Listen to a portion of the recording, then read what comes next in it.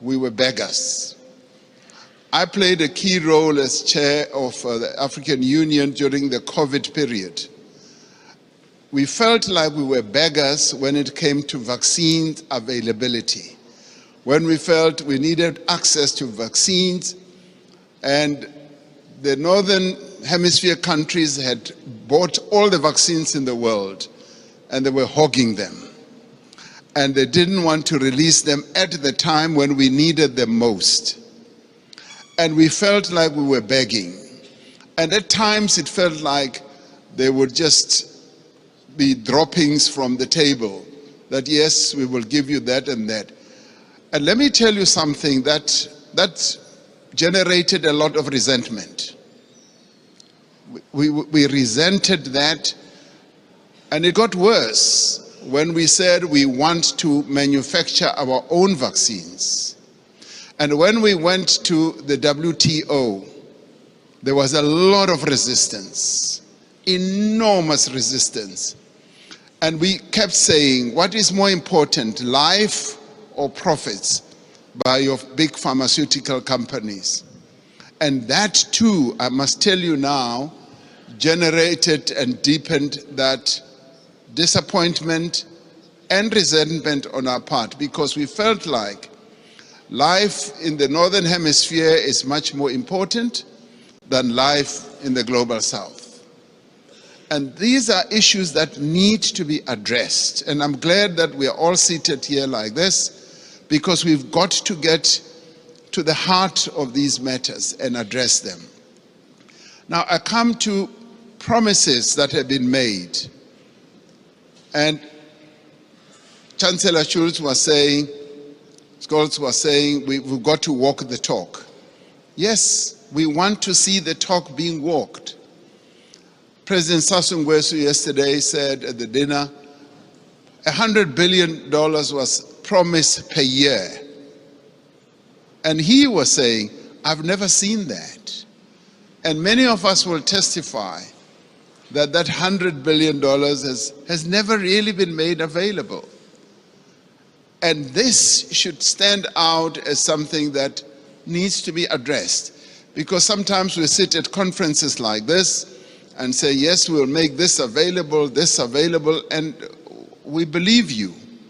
We believe you, but now the tire must hit the tar. We must now see action flowing from that. Now, I want to then talk about something very practical.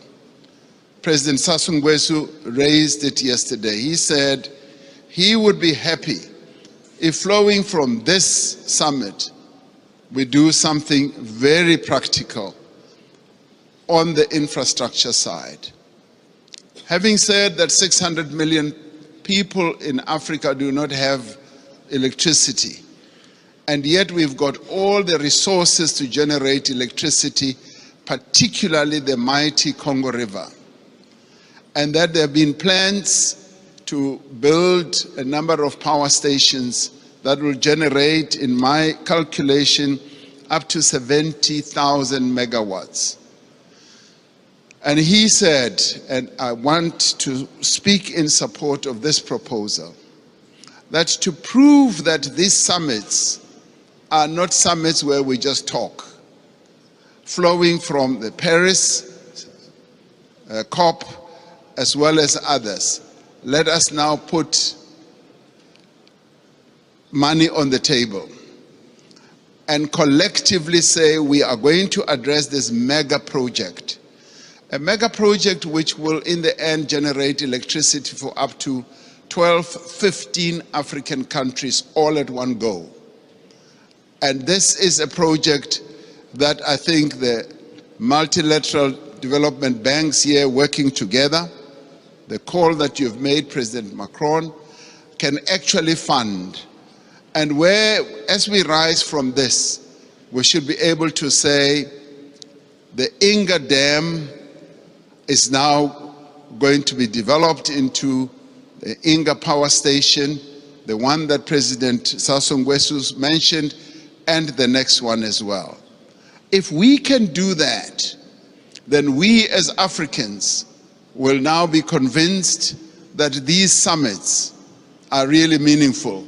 We will now go home and say, you know what, it's worthwhile going to these summits, coming to Europe, and to listen to all the promises because they are willing to act on the promises. This is what President Macron, I believe, will be one of the most important outcomes. The reform of the financial architecture, as well as a practical project, infrastructure project that is going to add a lot of value. President Sisi and I have been talking about a railway from Cape Town to Cairo for years. We will leave that for the next summit, but the one on generating electricity and building power stations on the Inga Dam is the most important, that is immediate, that I believe needs to be addressed now. Let's get that done, and then we will be convinced that you are serious with the promises that you make. Thank you.